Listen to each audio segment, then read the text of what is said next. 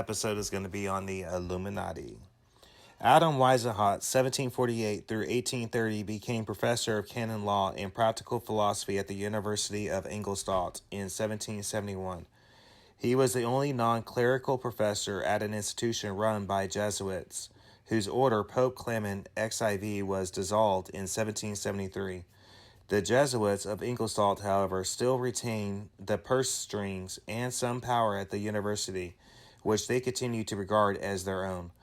They made constant attempts to frustrate and discredit non-clerical staff, especially when course material contained anything that they regarded liberal or Protestant. Weishaupt became deeply anti-clerical, resolving to spread the ideals of the Enlightenment path through some sort of secret society of like-minded people. He found Freemasonry too expensive, and he also found that they weren't open to his ideas.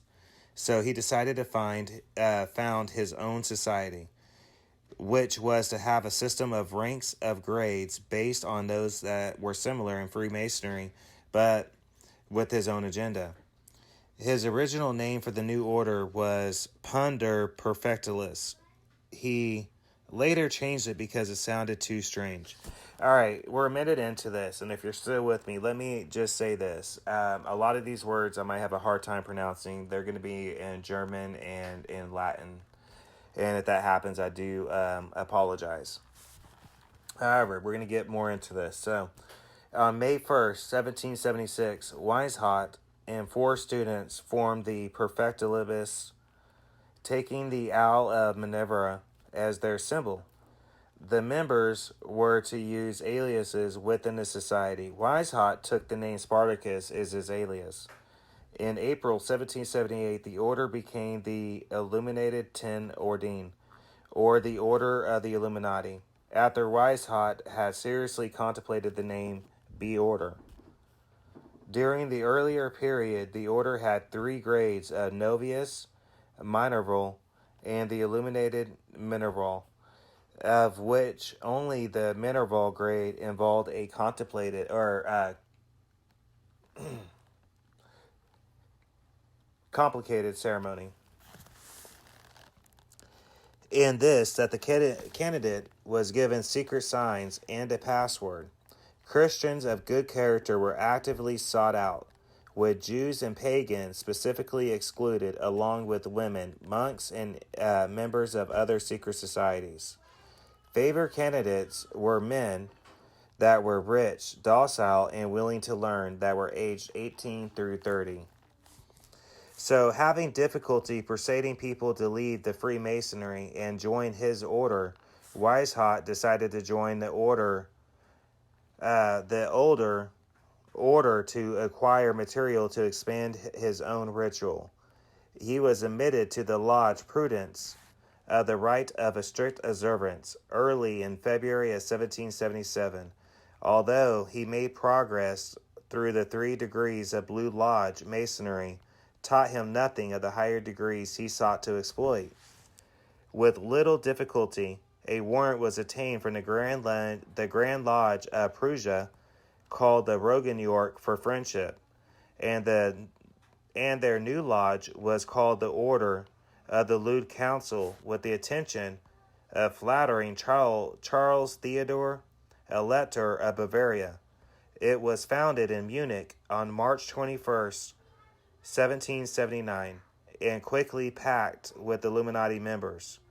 The first master, a man Rodot, was persuaded to return home to Baden, and by July, Weishaupt's order ran the lodge. The next step involved independence from the Grand Lodge by establishing Masonic relations with the Union Lodge of Frankfurt. It was affiliated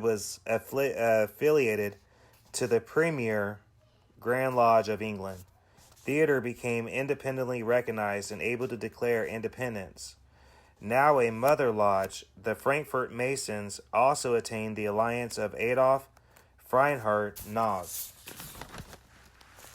So Adolf Nodge was required lated in 1780 at a convention of the rite of strict observance by Constanzo Meretriz de Costanzo, and he was an infantry captain in the Bavarian army and a fellow Freemason. Nij, still in his 20s, had already reached the highest initiatory grade his order had, and had arrived with his grand plan for its reform. Disappointed that his plan found no support, Nij was immediately intrigued when Costanzo informed him that the order he wanted to create had already existed. When he sought out more information, he was given pamphlets that were liberal and banned in Bavaria. It was common knowledge in the Protestant German states. Weishaupt set Nij the task of recruiting before he could be admitted to the higher grades of the Illuminati. Nij accepted on the condition that he be allowed to choose his own recruiting grounds. He proved to be one of the best recruiters that the Illuminati ever had. Most of his recruits were Freemasons who grew disillusioned with Freemasonry. Many orders grew through universities and Protestant sects. In fact, when Weishaupt traveled, he enjoyed the company of other ex-Freemasons who were now new Illuminati members. As they grew in lodges and membership, the rite of strict observance, aka the Illuminati, was now in critical state.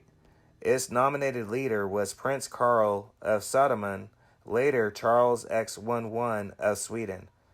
He was openly suspected of trying to absorb the rite into the Swedish rite, which he already controlled. Suspicion turned to open contempt when it transpired that Karl regarded the Stuart heir to the British throne as the true Grand Master, and the lodges of strict observance all but ignored their own Grand Master. This impasse led to the convent of Wilsmishad. What?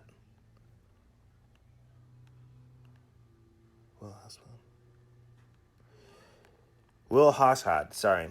Wilhelmshad. This convent strived at first with the fact that they practiced mysticism. They renounced the Templar origins of their ritual, however, they retained the Templar titles and trappings and administrative structure. They did manage to demise of the strict observance. It kept their members and imported the mysticism aspects of their lodges. Although their hopes of mass recruitment through Freemasonry had been frustrated, the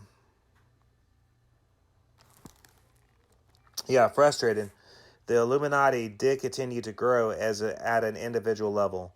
In Bavaria alone, the secession of Charles Theodore initially led to the liberalization of attitudes and laws, but the clergy and courtiers guarded their own power and privilege, persuaded the weak-willed monarch to reverse his reforms. As a result, the Illuminati and this event, the Bavarian depression of liberal thought, returned. The reversal led to a general resentment of the monarch and the church among the educated classes, which provided a perfect recruiting ground for the Illuminati. At all costs, Weishaupt wished to keep the existence or the order from the Rosicrucians, who already had a considerable foothold in the German Freemasonry. While clearly Protestant, the Rosicrucians were anything but anti-clerical, were pro-monarch, and had views clearly conflicting with the Illuminati.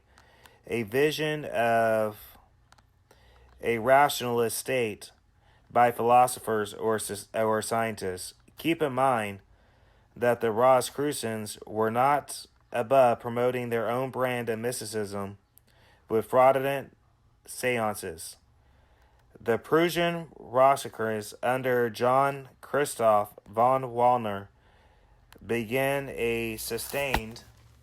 Apologize, hold on a minute.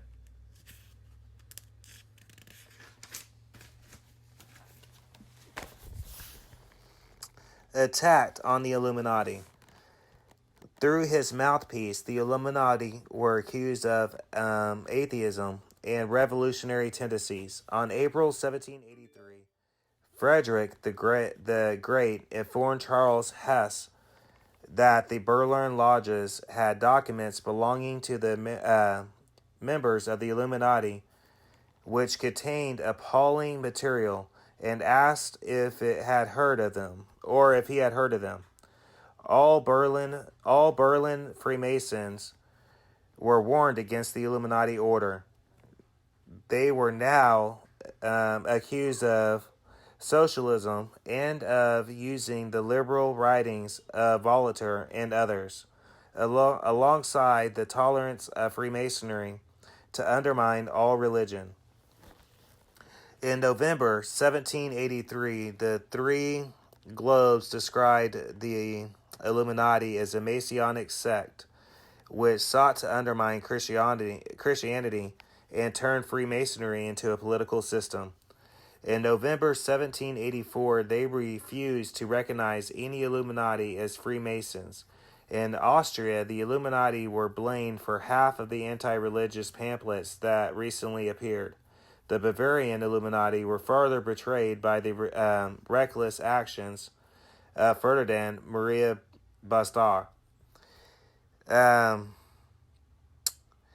Areopagite, who joined the Rosicrucians shortly after the admission was made to his superiors that he was one of the Illuminati, and he informed that he could not be a member of both organizations.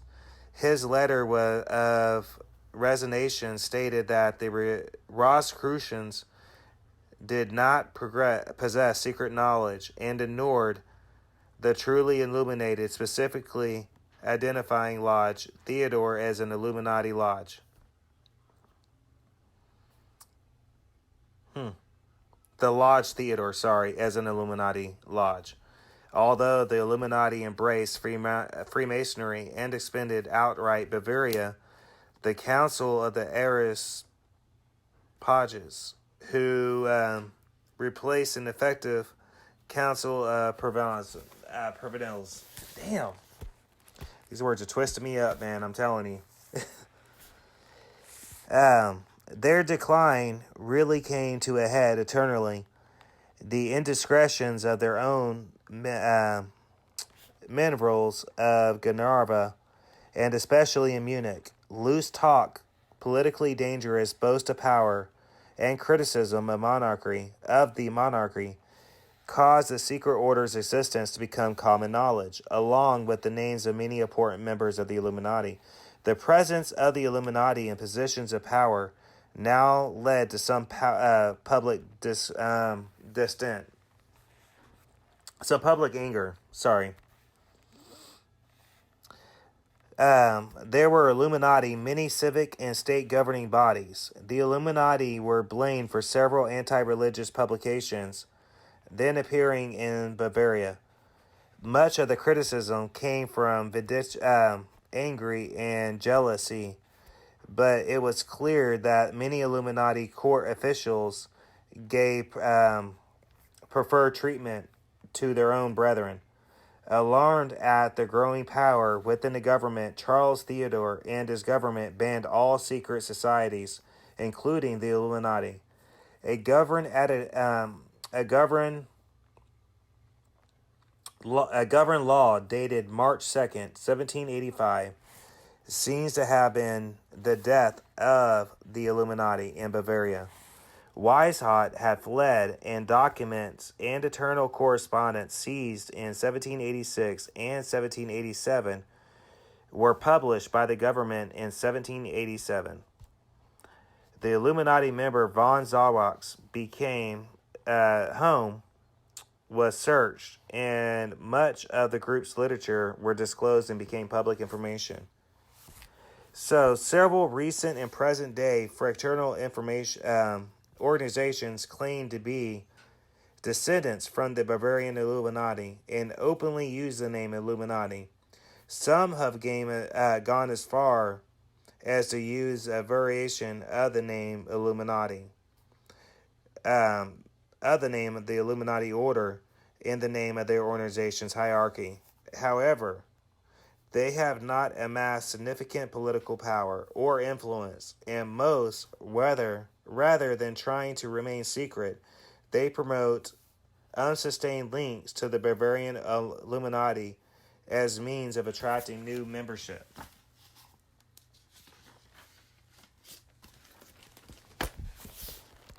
The Illuminati did not survive suppression of Bavaria.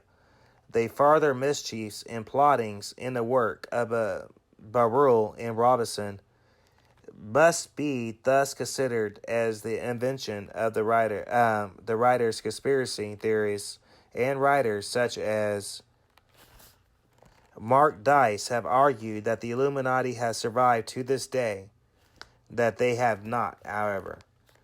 Many argue that they are in control of the weather, media, world economy, and political power. Some have stated that historical events, such as the French Revolution, Battle of Waterloo, the assassination of John F. Kennedy, the communist plot to Hussein the New World by infiltrating the Hollywood film industry. So, that was the little bit of research material I found on the real Illuminati group, which existed in Bavaria. I'm hoping I covered everything. I don't feel like I did. Hold on one second, bear with me.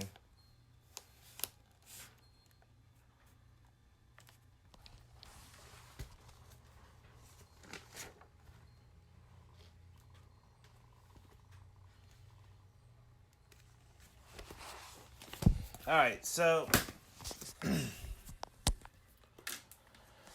as you can see, I did have a really hard time pronouncing a lot of the words, which were in Latin and German. And I do apologize for that. I've always had a hard time pronouncing those words, to be honest. I do try, however. So I'm hoping that you can understand a lot of the language that was used. So the order did honestly exist, and like the research material stated, Weishaupt founded it because he found Freemasonry too expensive to join. And a lot of the Freemasons at the time that were around in Germany really did not agree with his ideas of as far as being liberal and Protestant, because a lot of the Catholic Church controlled things at that time. So that was the whole point of the Illuminati. Whenever he founded the order with the 4 college students that grew, and it did grow like wildfire, do not get me wrong. And the research material that we just went over clearly does state that it did grow at a clear rate, really fast. As fast as it grew is as fast as it demised, however. So in no shape, form, or way do I buy into the conspiracy theories that there's a group that controls the whole world power set and the world economy.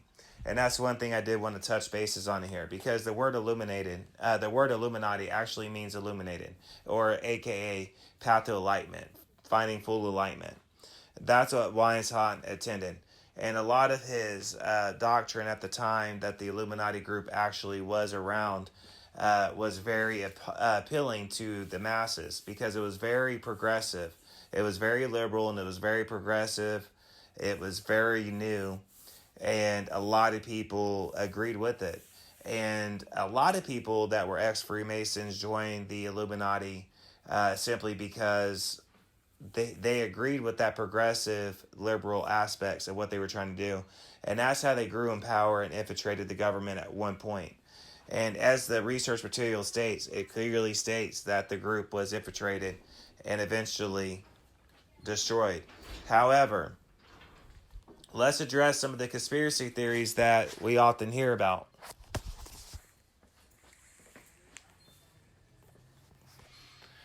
So we have theories out there such as that there's a group called the Illuminati that controls the world economy, and I can honestly state that I do not believe that is the case whatsoever. And the reason for that being is the way that the world economy is ran. I do believe that there are extremely wealthy families, including royalty, and other people that could basically kind of nudge people into their way of thinking. I don't believe that there's a secret group that does that as a whole, such as a body of people. I do believe that certain people have the financial backing and the power to be able to nudge people into their way of thinking. However, that is not the same thing as stating that they're members of the Illuminati. I just don't see that as a likelihood. I do see that as a likelihood, however, that there are just people that see eye to eye and they're within the same groups of people. Like there's politicians that roll within the same group, just like with any other job. Like, you know, if you have a job, there's certain people that's your job that a lot of people will click with or that they see eye to eye with.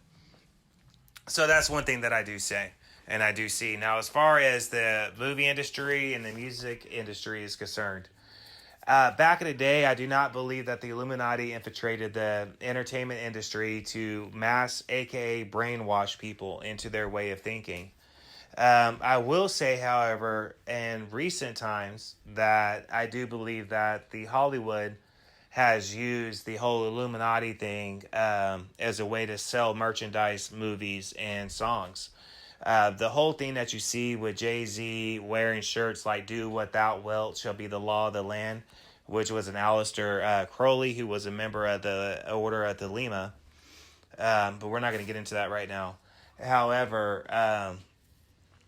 I will say that them putting up the triangle in their eye or the one eyeball, things like that, um, that's just a way to sell merchandise. That's just a way to sell items. You know, look at me, I'm part of this order, so buy my merchandise. You know what I'm saying? That's what I think that is. I think it's just a way for them to sell more movies. And let's take movie posters for example. When you pull up YouTube and you look at all these conspiracy groups and videos, you'll commonly see things such as 33 on there. That's pertaining to another order, the Skull and Bones. We're going to get into that later. You'll see things as the Eye of Ra or the Eye of Horus. You know what I mean? You'll see that written into it. You'll see different numbers or words into different things. And a lot of people say that's them trying to signal out to other groups that are members of the Illuminati, you know, that we're brainwashing people and this is it. No, I don't think that's what it is. I think that they might put that stuff in there to sell, though. I really do. I think that people will buy into anything as a whole of the mass. A lot of people, sadly, it's a sheeple effect. And I think that they look into it too hard. I mean, really, how many times have we seen things where they've taken a logo out of context? You know what I'm saying? Like, they'll take one little symbol out of a sign and say that this is the Illuminati. You know what I mean? Or they'll take this symbol for this, even Walt Disney. Even Walt Disney, they say that the word Walt Disney, the logo, that the way they draw it, has 666 in it. You know what I'm saying? And they say that the Paramount logo is an Illuminati group because of the satanic symbolism. Anytime that you hear nowadays with the Illuminati, you'll hear some aspects of Satanism in it. And like I have said in previous podcasts, it's not something I really talk about too much. Being the fact that I'm not that really involved in any of that anymore. However, at one time, I was involved with people that were satanic in nature, and and I never saw anybody that were members of the Illuminati at all. So I don't buy into that whatsoever. And I've met many people who are Satanists, many people.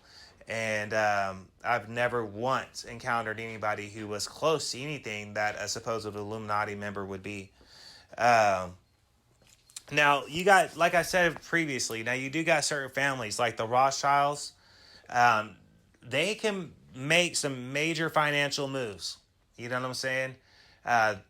Certain royal families across the globe, they can make some serious financial moves. When it comes down to it, it's not a group like the Illuminati that's controlling anything. It's groups within the government that control everything and the world structure. You have NATO, you have the United Nations, although it's falling apart nowadays. It's there. You know what I mean? You have checks and balances. You know, you have different groups that they're supposed to stop things like that from happening. Keep in mind that the Bavarian group Illuminati was a group that infiltrated the local governments at one time. And that's in a roundabout way what a lot of conspiracy theorists are trying to state that happened. A lot of literature that I came across that I did not want to include in my research material that was that Weishaupt had managed to escape and come to America. And whenever he came to America, he infiltrated the American Freemasonry. And when he infiltrated the American Freemasonry, he turned a lot of the American Freemasonry into the Illuminati agenda that he previously tried to do over in Europe. That is quickly something that you're going to come across. I do not see that happening whatsoever. The reason why that's so appealing to people to grasp on as far as fact is simply on the notion that America was founded. I mean, I want you to think about this. America was founded on freedom.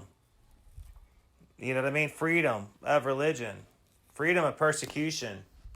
You know what I mean? It was founded on independence and freedom.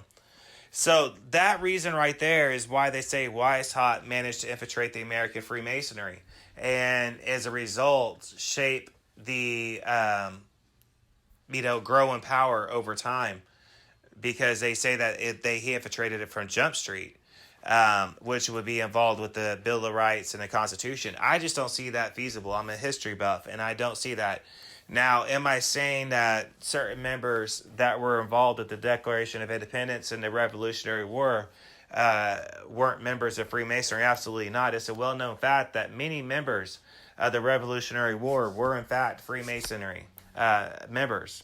However, just because they were Freemason members does not mean that they were Illuminati members, and does not mean Weishaupt managed to infiltrate the American Freemasonry as a result started the Revolutionary War against England, because that's what they try to say happened. That's not what happened. That's not historical fact. So I will say that. So there's a lot of this that just gets on my nerve. If you know me personally and you bring up the word Illuminati, you know that it just kind of just is one of my quirks. I don't like it. You know what I mean? I will say that there are groups, though, however, that's out there. We're going to cover that later in this podcast series. I just wanted to touch bases on the Illuminati because so often that anything that happens historically, you'll hear that they're there. You'll hear that anything from the French Revolution War, the French Revolutionary War, to the Civil War, to the American Revolutionary War, World War I, World War II, and even World War III is all supposed to be because of the Illuminati. And they say that the Illuminati formed the New World Order. Okay, and we're going to get into all of this, and you're probably going to see me bring up the word Illuminati quite a bit in this series. And we're going to go over quite a bit different secret societies in this. And I do apologize for this episode being so short in nature and kind of loose in structure. It was just done quickly. As I said, the Illuminati is not something I really like to talk about too much. Because it's something I do know a lot about the conspiracy theories. It's just something I laugh about a lot. Because common sense can overrule a lot of it. And historic fact will overrule the rest, majority of the time. And there are little things that happen with the, whole NWO conspiracy theory. You have a president, for instance, that said the formation of the New World Order. But when he stated that was taken out of context by conspiracy theory people. He wasn't referring to the Illuminati group. He was referring to a new idea, a revolutionary idea in the way that the world recognizes things. he wasn't talking about a new world order. Just a new way of doing things. So I don't really want to go much more into this. We're half an hour into it. I think I'm going to mainly leave it at research material. Because like I said, this is just not something that I really like to talk about too much. Because it's just, I don't know, man. It's just too out there for me to personally see as fact or anything, you know. I mean,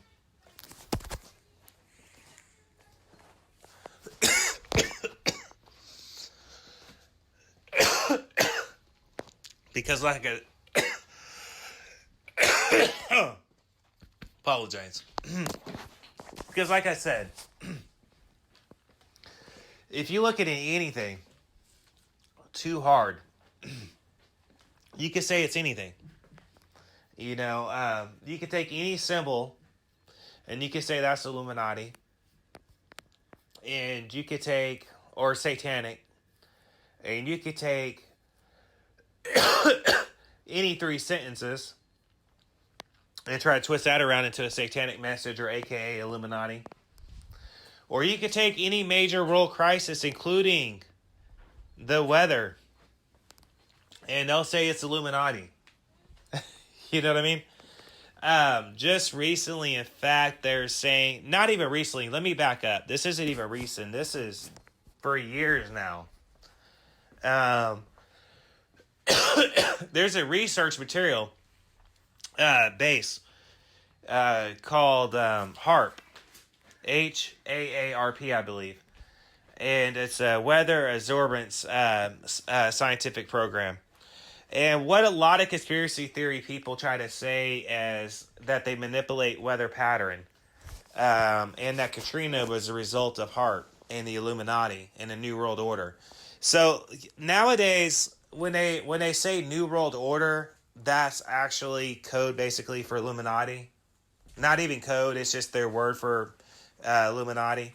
So they said Katrina was the New World Order, and they said that the earthquakes are New World Order, and they said that the California wildfires are the New World Order, or aka the Illuminati. They're trying to say that the spread of all the diseases recently on the East Coast and that the spreading across is the result of the Illuminati. And they're trying to say that all the celebrity deaths are the result of Illuminati. Heath Ledger's death was because of the Illuminati. Tupac's death was because of the Illuminati. This is something that you'll hear over and over and over and over again. But people, let me tell you something. As far as, I don't know about world governments per se, but I will say as far as our government goes, there is no great group that's controlling and pulling the strings of everything. There's checks and balances. There's a system at play. There's Senate. There's Congress, President, Vice President, so on and so on. And that's all there to prevent things like that from happening.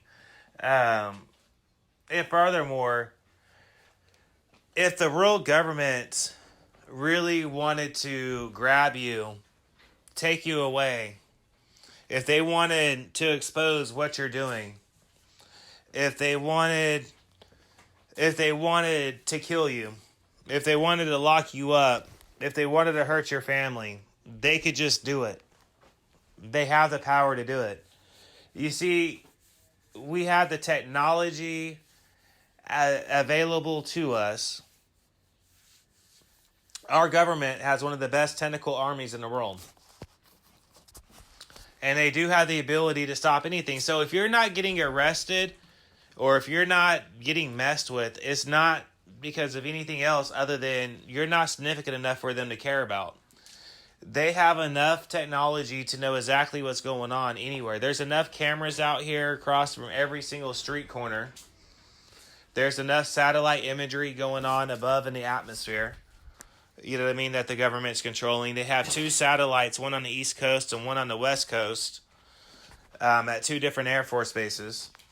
You know what I mean? With the capability that was amazing back in the late 90s. So I can only imagine what they have right now. So with all that said, no, there is no great group called the Illuminati that's controlling all of that.